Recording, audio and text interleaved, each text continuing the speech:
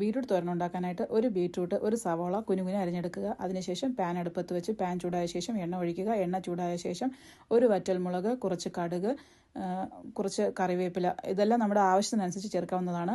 കടുക് പൊട്ടിയ ശേഷം നമ്മൾ അരിഞ്ഞു വെച്ചിട്ടുള്ള ബീറ്റ്റൂട്ടും സവോളയും മിക്സും കൂടെ ചേർത്ത് നല്ലോണം മിക്സ് ചെയ്യുക. മിക്സ് ചെയ്ത് കുറച്ച് വെള്ളം ഒഴിച്ച് നല്ലോണം അടച്ചു വെച്ച് വേവിച്ചെടുക്കുക. ഇത് 5-10 മിനിറ്റിൽ തന്നെ ഇത് വെന്ത് കിട്ടുന്നതാണ്. നമ്മൾ ആ സമയം കൊണ്ട് ഒരു അരപ്പ് തയ്യാറാക്കാം. അതിനായിട്ട് ഒരു മിക്സിയുടെ ജാറിൽ കുറച്ച് തേങ്ങ, കുറച്ച് മുളക് പൊടി, കുറച്ച് മഞ്ഞൾപ്പൊടി, ജീരകം, വെളുത്തുള്ളി, ഇതെല്ലാം നമ്മുടെ ആവശ്യത്തിനനുസരിച്ച് ചേർക്കാവുന്നതാണ്. ഇതിനെല്ലാം മിക്സിയുടെ ജാറിൽ വെച്ച് ഒരടി അടിച്ചെടുക്കണം. ഒരുപാട് അടിയേണ്ട ആവശ്യമില്ല. ജസ്റ്റ് ക്രഷ് ചെയ്തെടുക്കുക. അതിനുശേഷം നമ്മുടെ വെന്ത് കിടക്കുന്ന ഈ ബീട്രൂട്ടിലോട്ട് ഇതെല്ലാം ഈ അരപ്പ് മിക്സ് ചെയ്തെടുക്കണം. ബീട്രൂട്ട് നമ്മൾ നേരത്തെ തന്നെ കടുവറുത്തത് കാരണം ഇനി വേറെ ഒന്നും ചെയ്യേണ്ട ആവശ്യമില്ല. ജസ്റ്റ് ഇതൊന്ന് ചൂടായാൽ മാത്രം മതി. ഇത് ജസ്റ്റ് ഒന്ന് ഇളക്കിയിട്ട് ചൂടാക്കുക.